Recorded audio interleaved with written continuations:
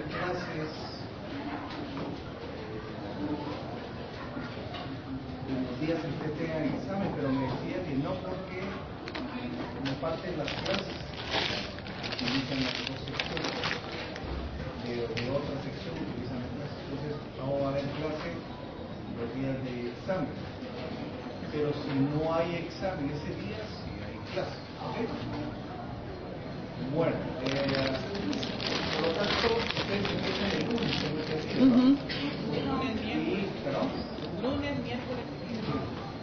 Empieza lunes. Y el miércoles tienen examen conmigo. Por lo tanto, hoy es la última clase. Entonces, voy a tratar de hacer un recuento muy rápido de todo,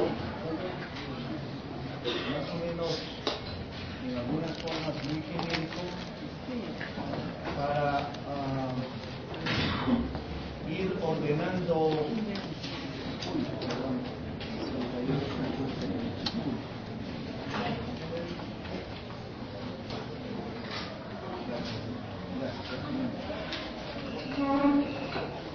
entonces voy a ir muy rápido, no voy a aceptar preguntas porque voy a ir hablando y hablando sobre lo que puede realizar. De hecho, yo tengo un macro del examen, ya solo estoy terminando dos. Yo lo que hago es, como este examen, el primer examen es sobre 30 puntos, ahí son 15 preguntas directas, ¿ok? En el siguiente vamos a hacer una tarea y vamos a hacer como el de 40 puntos examen. Y el último, ¿ok? Entonces, lo que hemos visto hasta el día de hoy es hasta el capítulo Teoría procesalista, ¿no? 8, ¿sí? Y nos quedamos iniciando el capítulo 9, las partes procesales, ¿ok? Ya de alguna forma vimos derecho procesal, hicimos una pequeña reestructura del derecho procesal, cómo nace, cómo se origina, cómo se va determinando, y vimos que dentro de la historia tenemos que el derecho procesal nace en Roma como la primera manifestación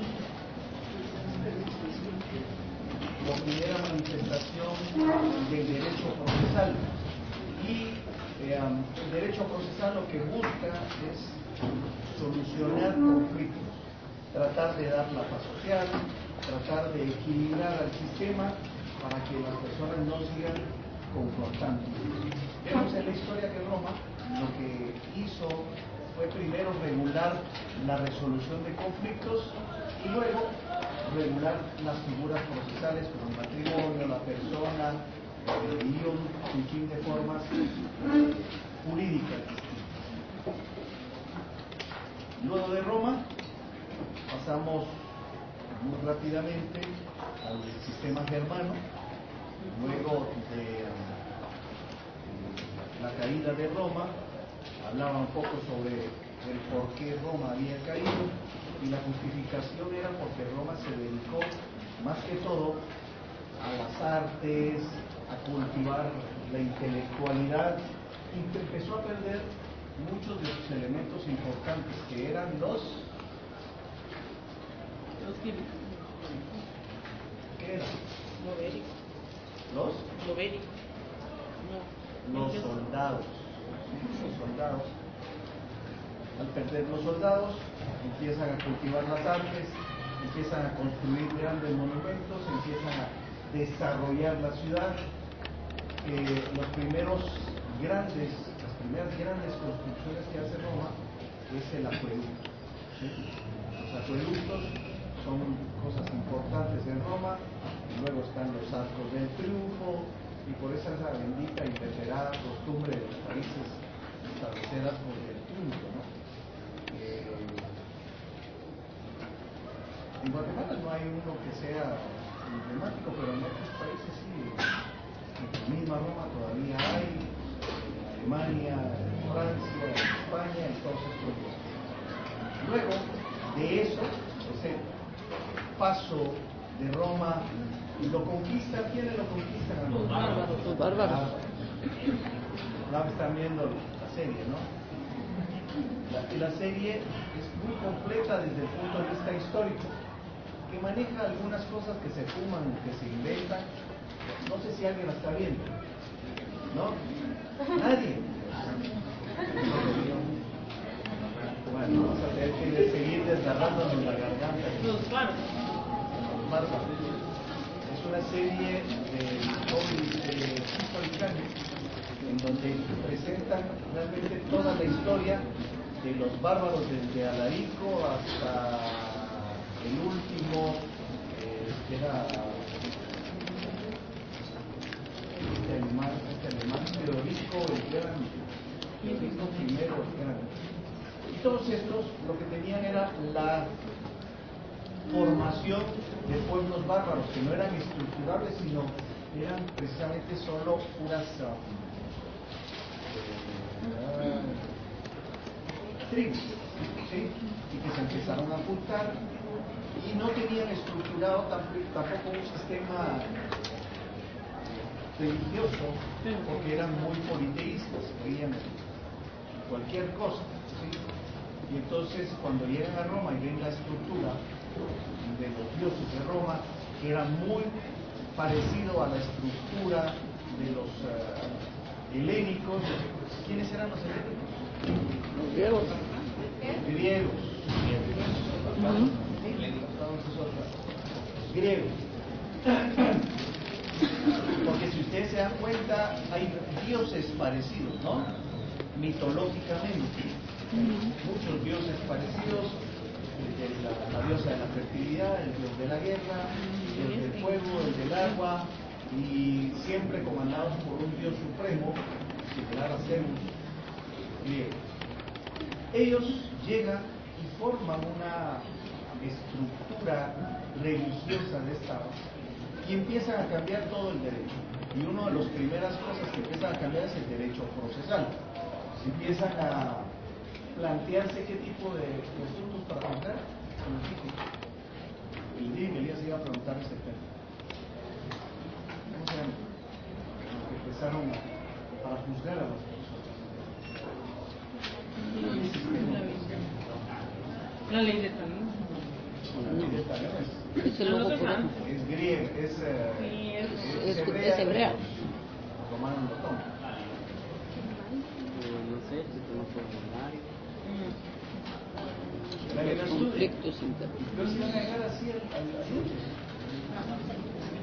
las famosas ordalías. Se los dije. Las famosas ordalías, las que ordalías. ¿Qué son las ordalías? ¿No se escucha? Sí, lo que pasa es que las ordalías, ¿sí? Esas son las disciplinas que cambiaron el derecho romano. Las ordalías, ¿qué son las ordalías? Sí.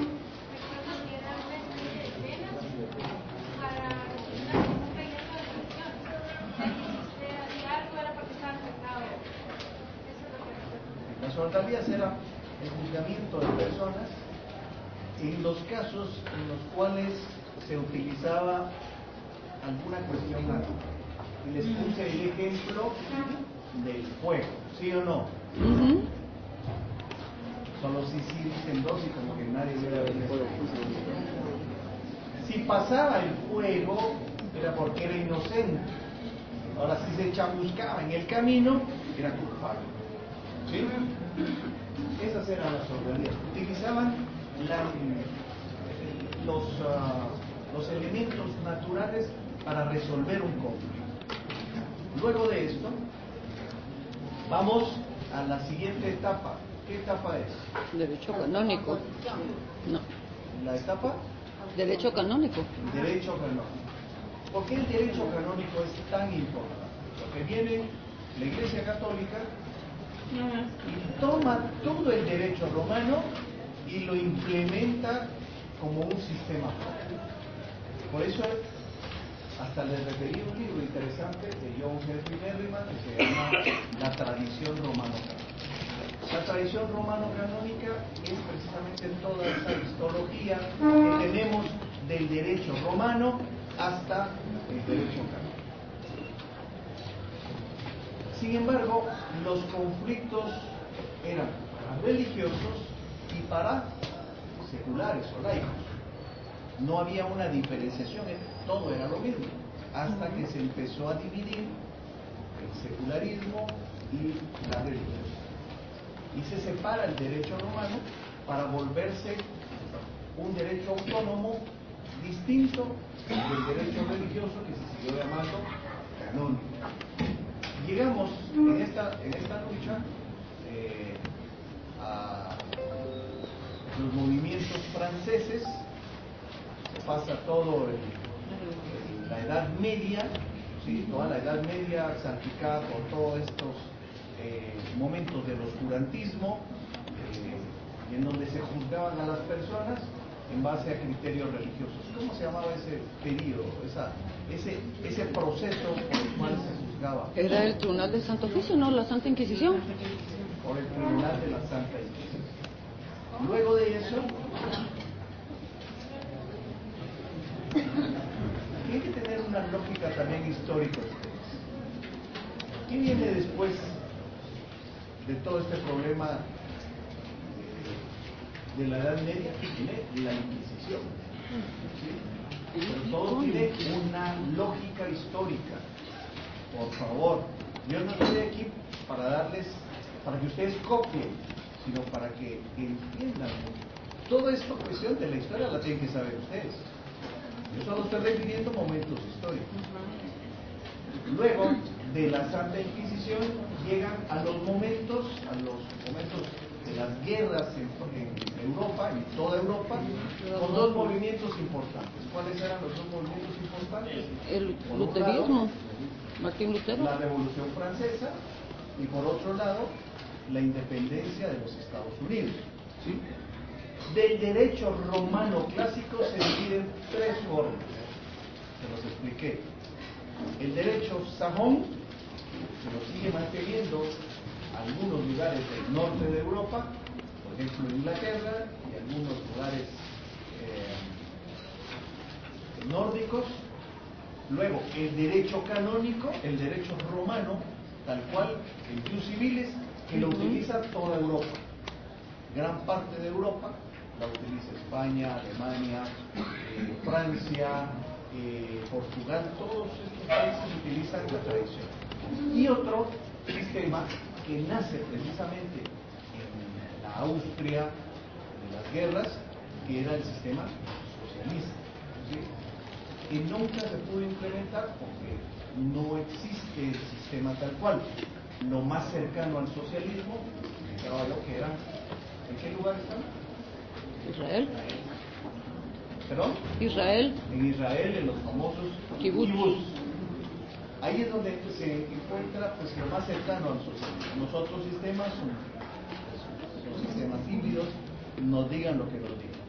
Pero históricamente hay que ir comparando todos los elementos del socialismo tal cual para ver dónde se encajan. Luego de esto, Europa, con todas las guerras y las invasiones, nos toca la peor raza que viene a Guatemala, ¿no?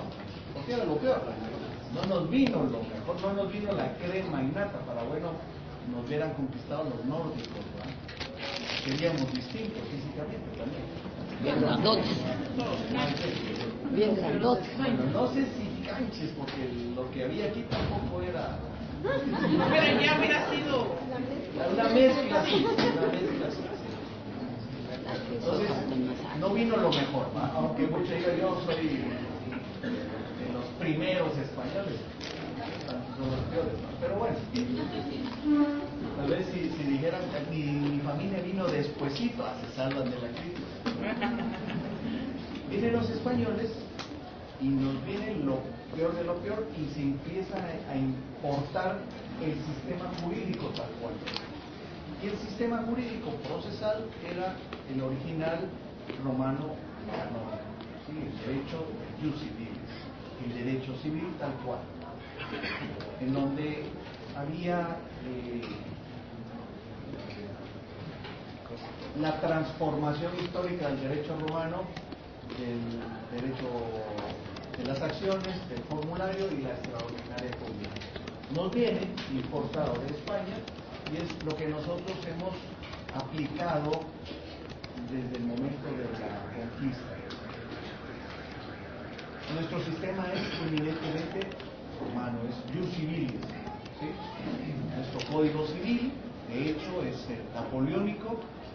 El primer código napoleónico es importado en Guatemala alrededor de 1780, por ahí.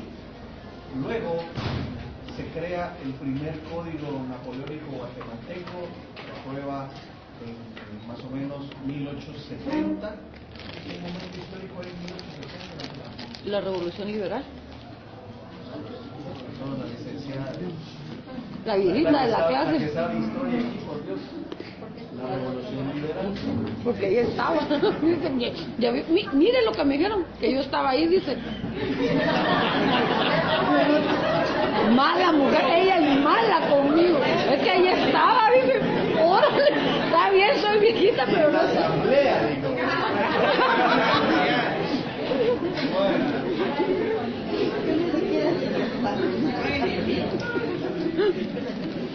Que a usted le consta, ¿va?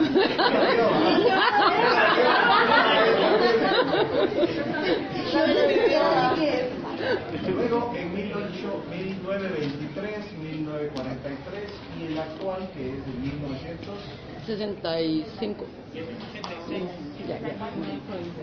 Código Procesal Civil, ¿de qué fecha es? Y el Código Civil, si son los mismos.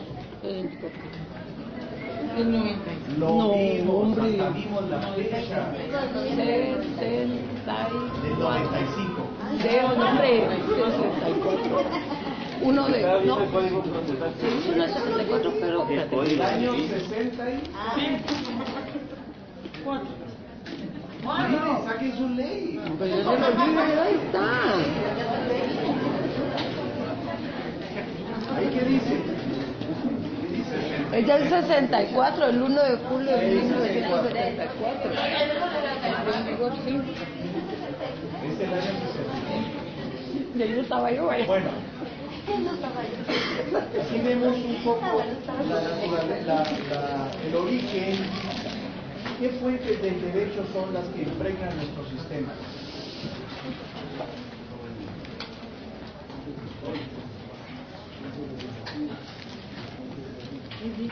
Vimos a las fuentes originarias, las fuentes históricas, y hablamos un poco de cada una de ellas. Sin embargo, lo que nos importa a nosotros es que la fuente primigenia del sistema guatemalteco es la Ley. ley. La costumbre es una fuente subsidiaria que solo se puede aplicar en defecto de una ley, siempre y cuando no se lesione el orden público interno. ¿Sí? ¿En dónde está contenido eso? En la ley del organismo judicial, artículo 2. Artículo 2 de la ley del organismo judicial. Y eso lo tuvieron que haber leído. Y la jurisprudencia, ¿qué es?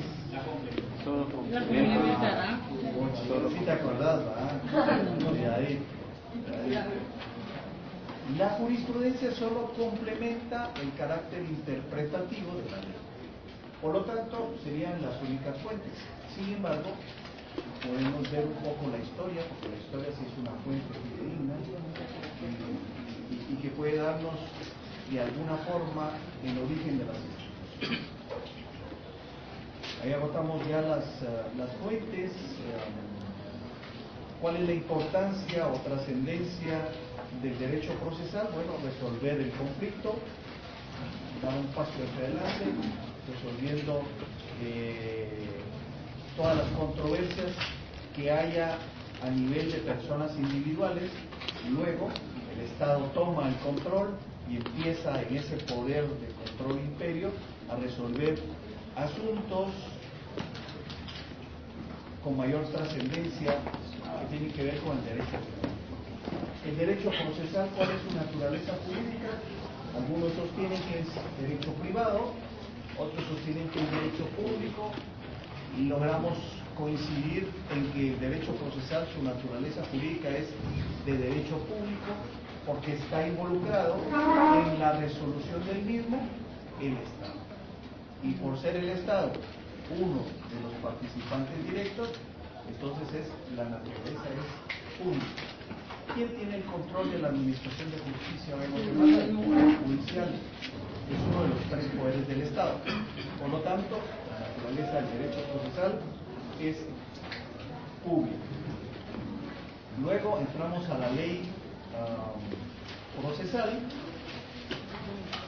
La ley procesal, el criterio, les expliqué un poco el criterio ex lege, en qué consiste el criterio ex lege, que cualquier regla de conducta, cualquier norma imperativa, cualquier norma que exima cumplimiento debe de ser emitida por una ley.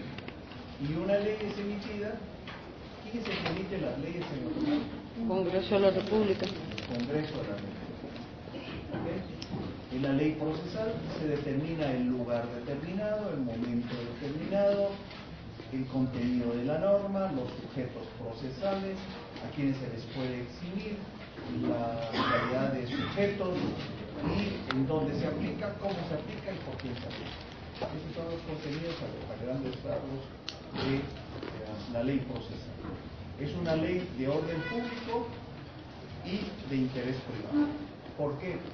¿Qué es de orden público? Porque es el Poder Judicial quien administra la resolución del conflicto, pero es de interés privado porque son los sujetos individuales los que acuden al Poder Judicial a resolver el conflicto.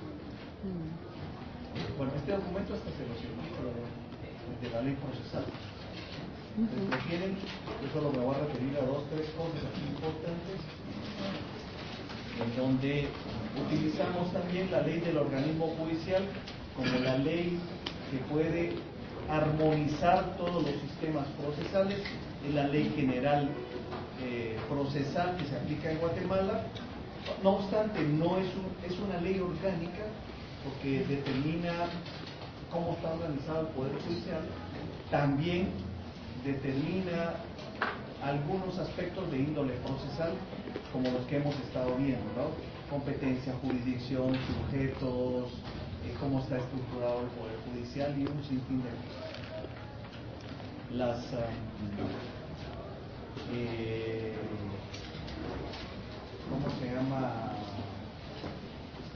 Las fuentes del derecho está regulado en la ley del organismo judicial, la forma de interpretar una norma está en la ley del organismo judicial. Me imagino que ya se saben de memoria el artículo 2, el artículo 10, cómo se interpretan las normas y todo eso. ¿Cuáles son los efectos de las leyes en el tiempo? Son a partir de la vigencia de la norma. ¿Y qué es la vigencia de la norma? Es a partir del momento en el cual se empieza a aplicar una norma. ¿Cuál es el régimen de la aplicación? Es que si la norma procesal no establece cuál es la vigencia, se empezará a aplicar 8 días después de su publicación. Y vimos el artículo, que les expliqué, vimos dónde está. También hablamos de lo que se opone a la vigencia, es la no vigencia de la norma, y como la vigencia es hacia un futuro, las normas tienen limitación de la aplicación retroactiva de la norma, ¿sí? Salvo en un caso, ¿cuál es? En derecho penal, cuando favorece al reo. Ojalá que así contestemos. Nice.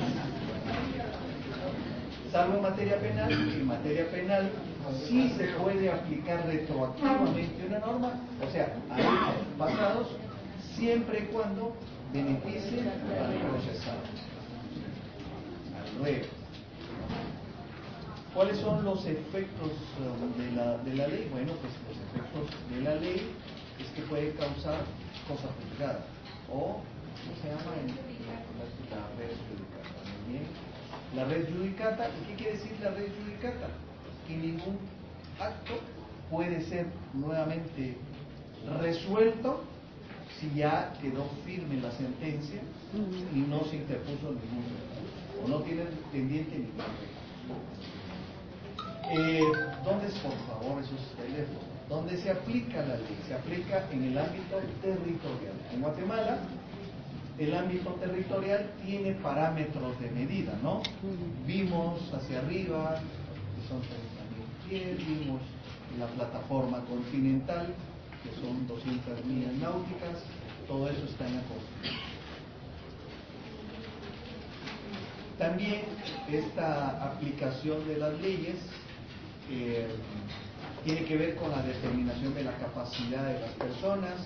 Vimos si un menor puede ser capaz, en algunos casos sí lo puede ser, en otros no, pero la capacidad de las partes es importante. ¿Qué más? Aplicaciones.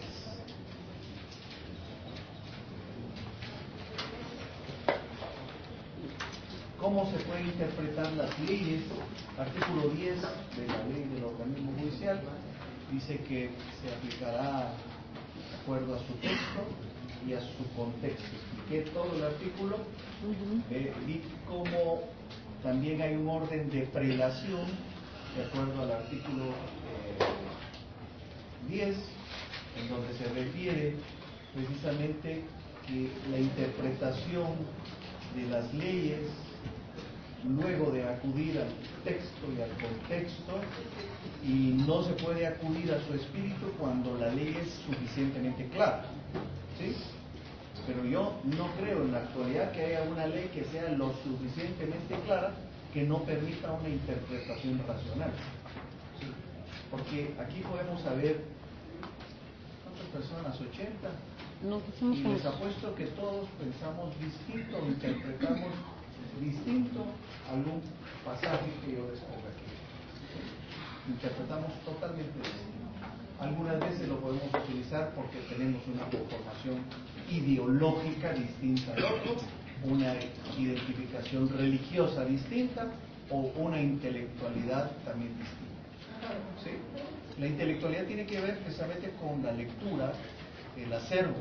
Si yo soy una persona que me dedico a pintar carros, puede ser que esté leyendo libros de vehículos y la mejor mezcla de pinturas, que no me permita, que no por eso no quiere decir que sea un tonto, sino que no me permita utilizar mis criterios racionales de una forma como debiera de aplicar la norma, ¿sí? ¿Me doy a entender?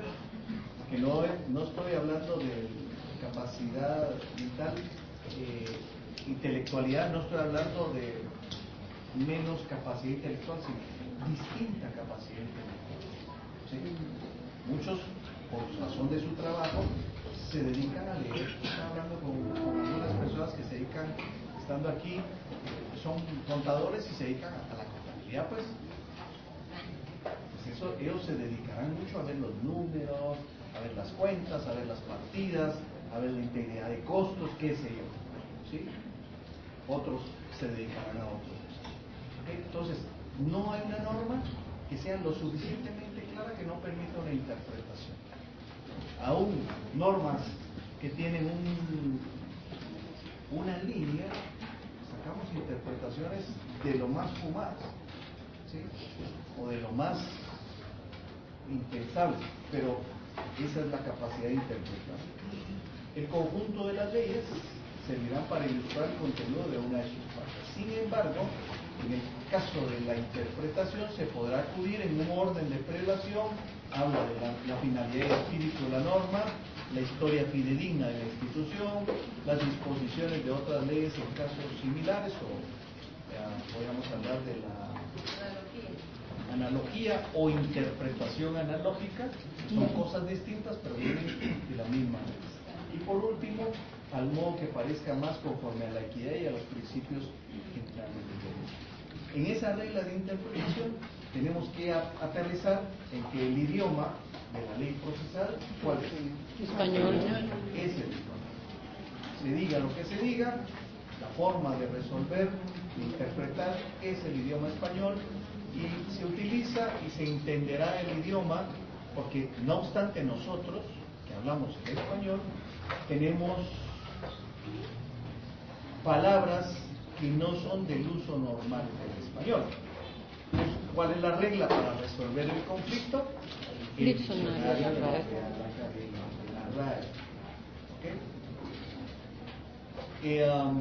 Vimos también la integralidad o la integración de las normas, cómo pueden integrarse las normas jalándolas unas de otras. ¿Ok?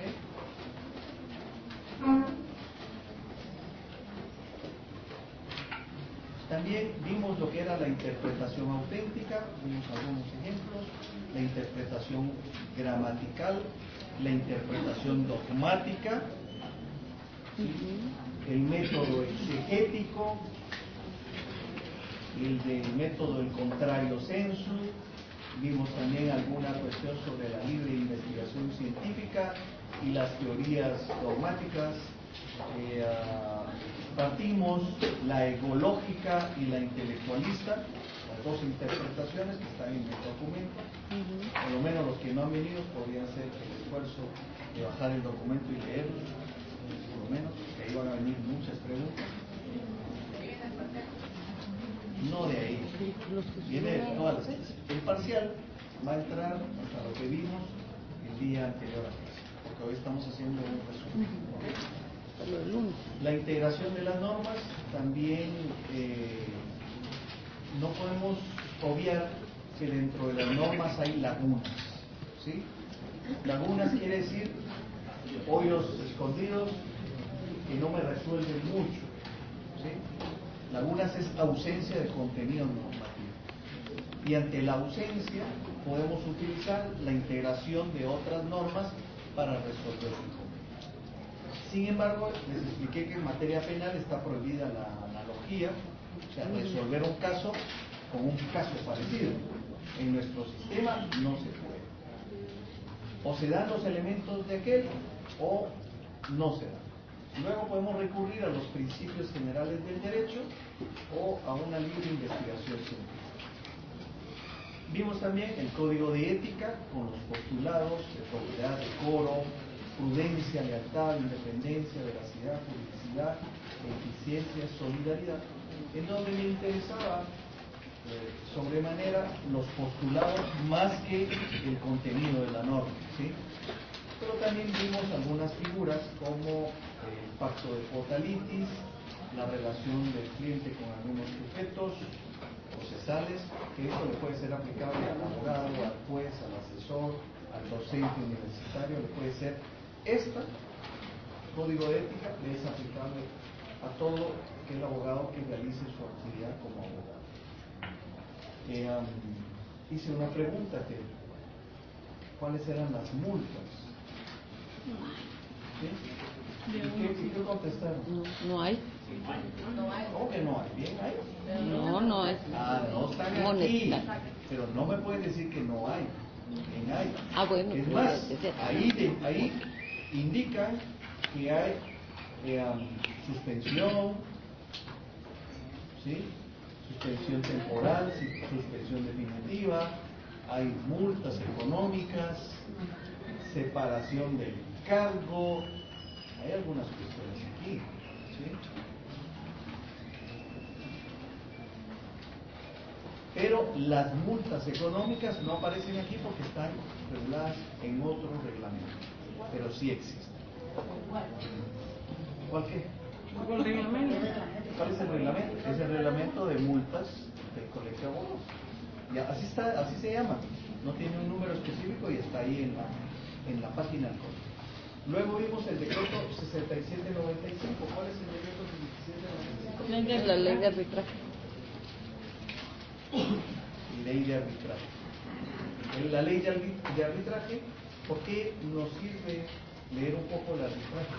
Porque en Roma se utilizaba una forma alternativa de resolver problemas.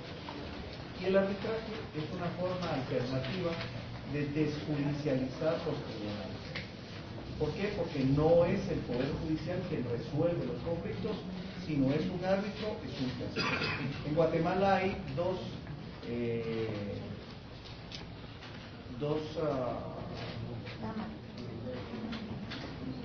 unidades que se dedican a resolver los arbitrajes, que uno es la Cámara de Industria, el otro es la Cámara de Comercio. Estos tienen estructurado ya dentro de sus distintas organizaciones las cámaras de arbitraje, ¿sí? Son las dos únicas que existen en Guatemala. ¿Qué se resuelve ahí? Todo aquello que las partes quieren que se resuelva ahí. ¿A través de qué? ¿Cómo se llama eso? El acuerdo que suscriben las partes, ¿cómo se llama? No, porque El contrato determina todo, pero ¿cómo se llama? Donde dice, mire, el conflicto yo lo voy a resolver. no, el laudo es la sentencia. ¿Cómo se llama eso? Cláusula de arbitraje.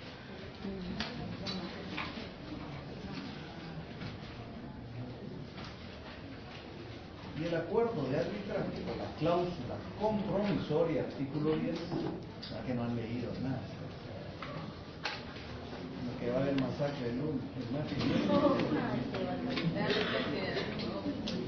Pero bueno, no se preocupen. Hay primera, después hay segunda, hay escuelas. Pero de ustedes depende. De ustedes depende. Que les vaya bien.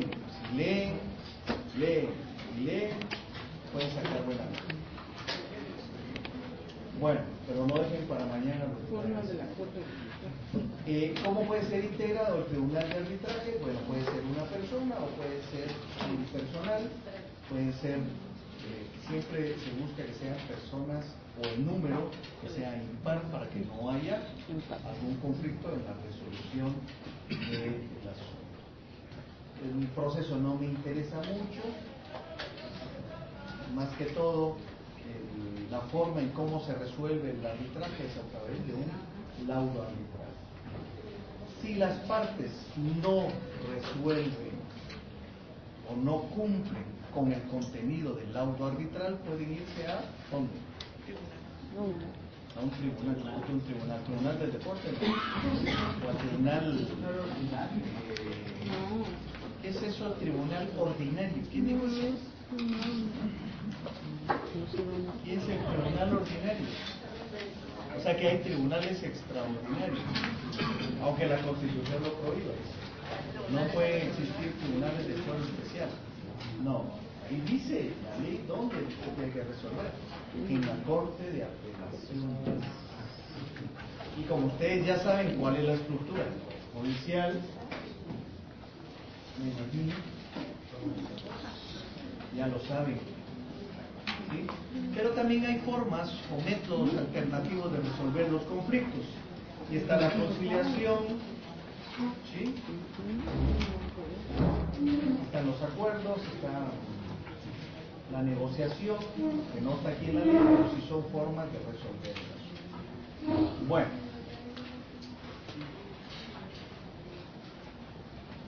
Hasta ahí vamos más o menos, ¿no? Íbamos. Jurisdicción, hablamos un poco sobre la estructura de la jurisdicción. Hoy la jurisdicción la tiene como exclusividad el Poder Judicial. ¿Y a qué se le llama jurisdicción? Hablamos de la jurisdictio, o resolver el derecho, o acudir al derecho. ¿Sí? Juris quiere decir derecho y dictio quiere decir resolver o buscar la forma de cómo se llama.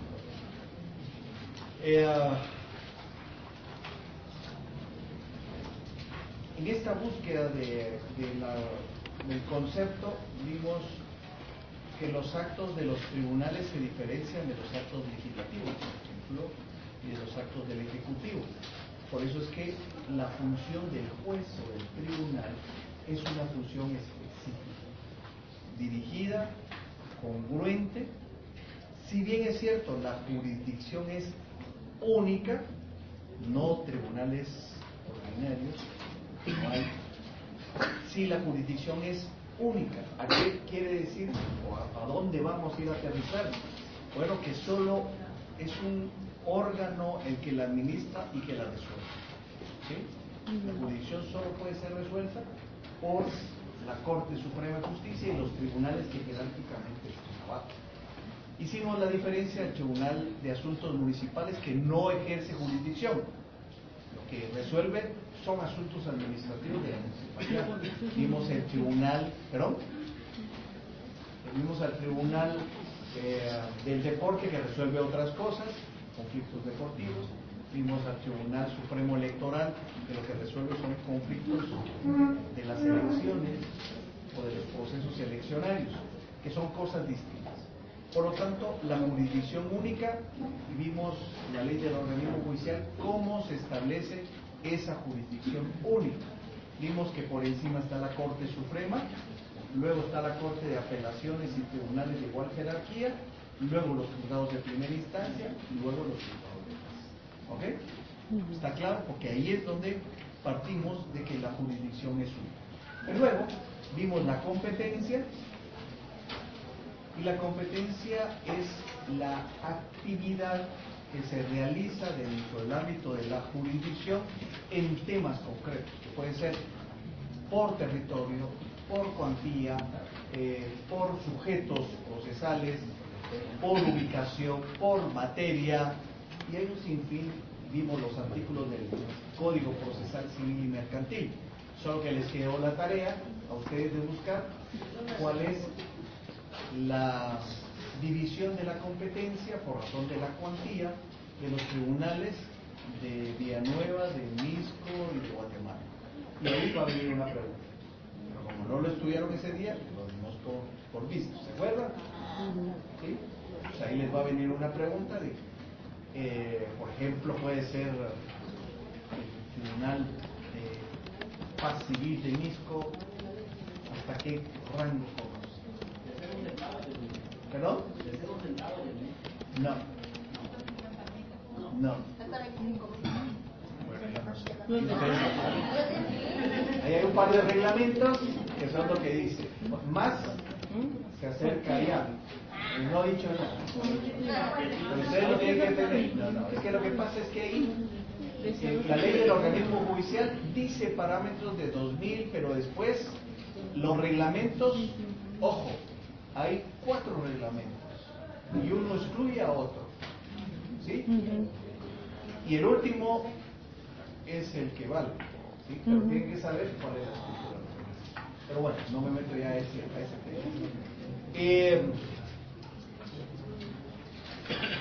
También vimos la organización del Poder Judicial, que estaba estructurada, toda la estructura del Poder Judicial, en 2 funciones específicas: la función administrativa y la función jurisdiccional o judicial. Vimos cuáles eran los ámbitos, la ley del organismo judicial nos lo dijo. Vimos hasta dónde puede llegar la estructura funcional y la administrativa. Vimos cómo se integra la Corte Suprema de Justicia. Se integra por 3 cámaras: la Cámara Civil, la Cámara de Amparos y Antejuicios, y la Cámara Civil y Contencioso, Amparos, Antejuicios y Penal. Y son 13 magistrados, de los cuales uno ejercerá la presidencia.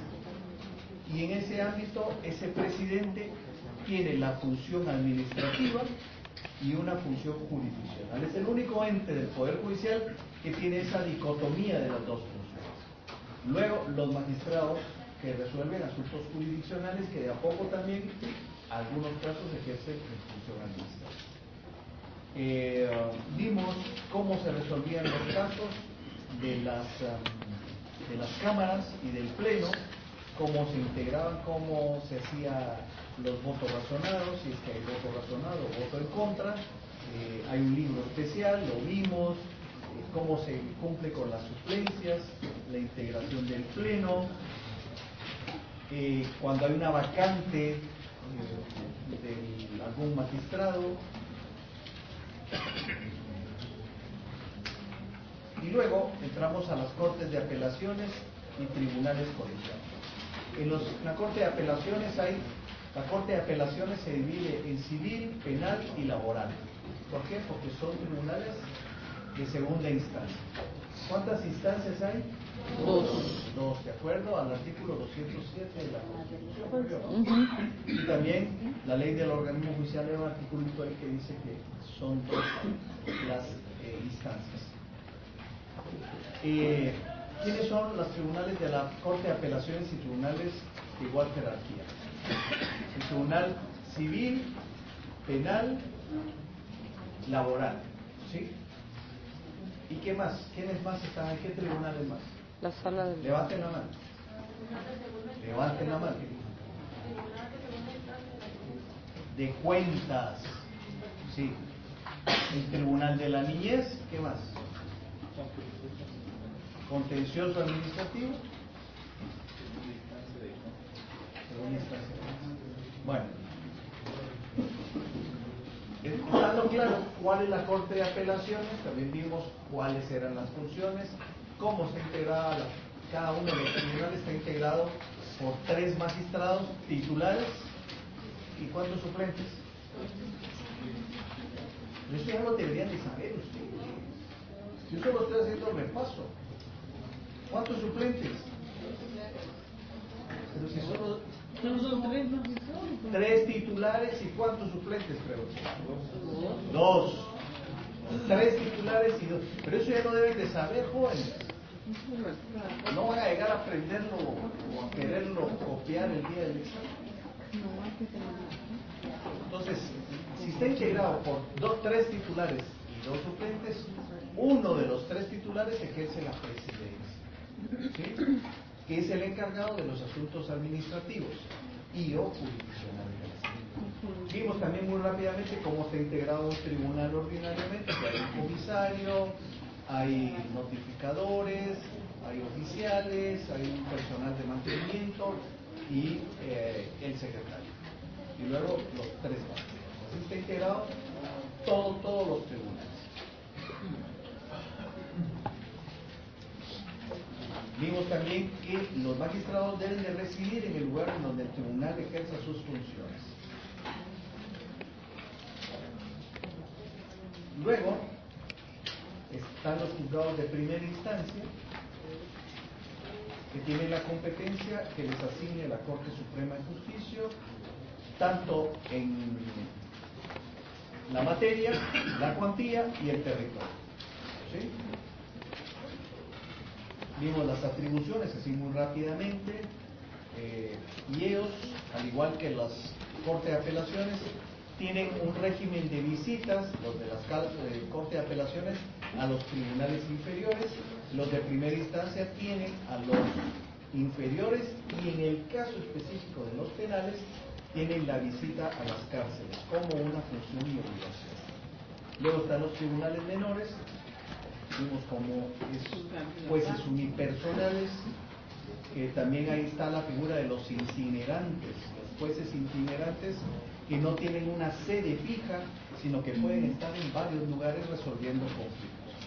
Esta es la famosa figura, no sé si han visto, enfrente de la corte a veces hay un busito que dice Todo móvil. juzgado móvil, ¿sí? Y se va a la zona 18, se va a la zona Limón, a la Betania, y entonces lo que resuelven son conflictos sencillos, ¿sí? De ínfima cuantía, en donde la señora, la vecina, le hizo mal los ojos al otro, y entonces hay un problema, y en una carta, un acta de respeto y de compromiso. Si eso se reincide nuevamente, esto llegará a un tribunal ordinario, ¿sí? Pero lo que se busca con estos jueces itinerantes o móviles es resolver conflictos de menor cuantía, pero que son de fácil resolución. Casi domésticos. ¿Perdón? Casi domésticos. Sí, casi problemas, aunque puede ser entre personas que no tengan relación de familia también. Ahora, si viene uno y acuchilla al otro, eso ya no lo ve el tribunal móvil, ¿sí? No, porque tiene Eso implicación lo verá penal. un tribunal penal. Bueno, vimos también que los jueces menores, al igual que los jueces de primera instancia, tienen turnos para resolver el asunto. Vimos también los impedimentos, las excusas, las recusaciones,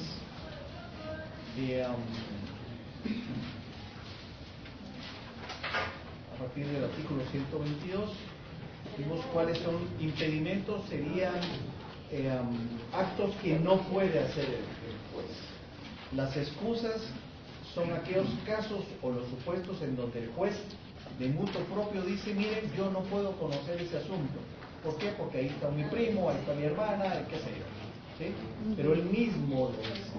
Y la recusación es cuando un tercero le dice al juez, mire señor juez, usted no debe estar ahí, váyase. Hay un trámite específico para las excusas, que es que las partes lo tienen que hacer saber, se notifica a los sujetos procesales y dentro de 24 horas debe de manifestarse el juez si acepta o no la causal de la excusa. Porque el juez puede decir, este tiene mis mismos apellidos, pero este no es pariente mío. ¿Sí? ¿De dónde sacaron que era pariente mío? No lo acepto porque este ni lo conozco ni nunca lo había visto. Por lo tanto, no acepto la excusa. Y él sigue conociendo. Sin embargo, si la acepta, el juez elevará los autos al Tribunal Superior para que el Tribunal Superior designe qué tribunal debe de seguir conociendo, porque él no es competente para resolver. ¿Sí? De eso va a venir una pregunta. Por lo tanto, lo tiene que tener. ¿Cuál pregunta? No sé. Ahí ustedes júguense un poquito. El ejercicio. Luego vimos los incidentes, que me imagino ya se lo saben así a la letra, ¿no? 2, que 3. 2, 8, 3. 2, 3. 2, y es de derecho. 2, 8, 3. Sí, el derecho. Me imagino que eso sí, ¿sabes? De eso también va a venir preguntas. Ajá, tal vez 8, 3 y Si el me derecho. como chistepe mañana, que mañana termino la prueba, tal vez les pondré un casito ahí para que lo vean. ¿Cómo se come el chiste? 2, 8, 3 y ¿Ustedes el no de... están estudiando para ser abogados? Están estudiando para resolver problemas ajenos, aunque los propios no lo sepan. Cabal, por lo menos resolvemos los ajenos, ¿no? Por lo menos los Sí. ajenos. Es que con los propios no pudimos. Y el de... Esa me la Bueno, hay incidentes que pueden suspender el proceso y hay otros que no. ¿De qué depende? de los obstáculos o no. No, si son excepciones o si solo son incidentes. ¿De qué depende si se suspende un proceso por incidente o no se suspende? De la naturaleza. La naturaleza del incidente. Que el incidente, la ley lo diga. Ajá. Por ejemplo, en el caso de las excepciones, la ley dice, mire, resuelto el incidente de excepciones, se continuará con el proceso, pero ahí la ley lo dice, tiene efectos suspensivos. En otros casos, los incidentes no suspenden el trámite ordinario del proceso. ¿Ok? Entonces, ¿en base a qué vamos a suspender el proceso? En base a la ley. De la ley. Si la ley dice que se suspende, el proceso se suspende. Si la ley no lo dice, se continúa. Vimos el trámite, ya vimos la matemática. Si es de derecho, no se abre a prueba. ¿Por qué? Porque el derecho no se prueba. No se prueba. ¿Qué se prueba? Los hechos. Los hechos. ¿En qué casos excepcionalmente se prueba el derecho? Hay dos temas. Hay dos. ¿Cuáles son esos casos? ¿Qué pasó con Loche? No, eso no está en ningún artículo. Se los expliqué. Por Sí está en un artículo inconstitucionalidad. ¿Perdón? Por Inconstitucionalidad en la norma, que nosotros discutamos sobre si esa norma contradice el tenor constitucional. ¿Y el otro supuesto? A ver, vos que venís ahí siempre. ¿Qué pasó? ¿Sí? No, ¿y el otro? Es cuando se invoque derecho extranjero. No les puse hasta el ejemplo del argentino nuestro. Ay, Dios.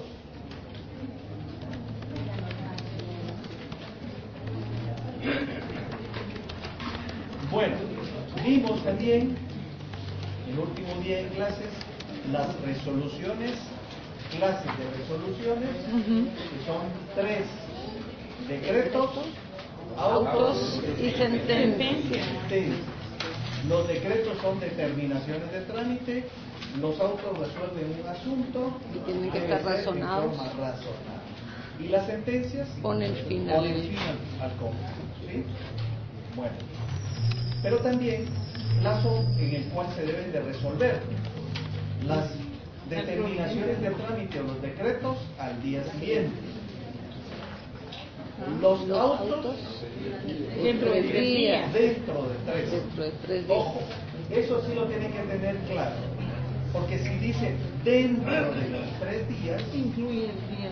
o sea, tiene que ser desde el momento al tercero, ¿sí? Porque hay algunos casos en que la ley les va a decir se resolverá después de 3 días, ¿sí? Entonces quiere decir cuentan hasta el tercero y después se resuelve. Pero si dice dentro, puede ser en el primero, segundo o tercero día, ¿ok? ¿Está claro? Y las sentencias Dentro de 15 días. después de De la la- vista. Pero todas estas resoluciones, independientemente, es el auto, pero la forma en cómo se deben de resolver. Pero otro momento es La notificación. el acto de la notificación, ¿sí? ¿Cuándo se deben de notificar? Las providencias dentro de un máximo de 2 días, los autos en un máximo de 3. 5 días, pero 5 días, 5. y las sentencias dentro de 15 días después de finalizada la vista. ¿Ok? Bueno, vimos el contenido de la sentencia.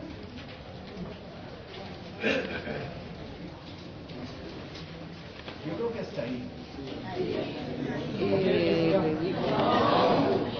Bueno, entonces hasta ahí, yo lo que les pido, por favor, es que vengamos temprano, porque el examen es a la hora de clase.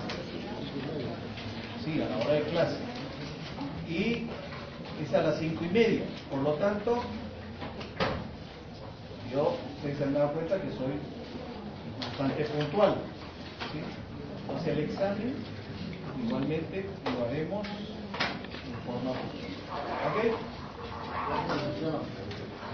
Bueno. 2 minutos esperan ahí, les sacaste esto. Bueno, ¿alguna duda?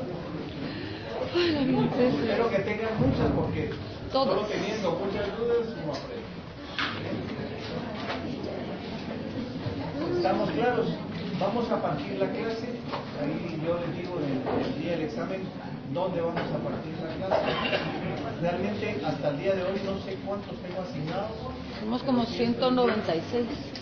190. Bueno, yo Maravilla. trato de calificar lo antes posible para los que no se van a examinar. ¿Sí? Recuérdense que hay un reglamento de evaluación y debe de ser dentro de 3 días que deben de solicitar revisión, ¿sí? O el extraordinario. ¿Ok? Pero debe ser justificado. A mí no me tienen que entregar nada, lo tienen que entregar todo en coordinación, por favor. Tanto la justificación como el razonamiento. ¿Ok? Los exámenes extraordinarios tengo la costumbre de hacerlos orales. Yo a veces los advierto, no para que no después no allá la explique. Y ahí está presente la coordinadora del asunto y se da cuenta. Y es como una charla, pero una charla reventada. Entonces, por favor, léanme su reglamento para que después no se les va a pasar los plazos y que no puedan hacer su revisión, si es que en algún caso hay revisión, o su examen extraordinario. ¿Ok? Sí. ¿Qué documento? No pueden entrar ninguna ley. No, todo esto es memoria y son preguntas directas y rápidas. Lo que entra es todo lo que vimos. Ahí hay algunos documentos de soporte, si quieren los leen, si quieren no los leen, ese es el problema de ustedes. Si quieren leen el libro, hay dos libros. Dos libros y tres documentos. Y los documentos. Después del examen les voy a dar más insumos para que estén entretenidos, los que quieran leer. Los que no, pues tienen que venir a clase y en base a lo que yo doy, que tiene mucho soporte en estos documentos, es que yo examen. ¿Ok? Ok. Sí, trabajo, yo sí trabajo. El trabajo lo vas a intentar hacer después. Pues por eso les dije, terminemos primero del parcial y luego en el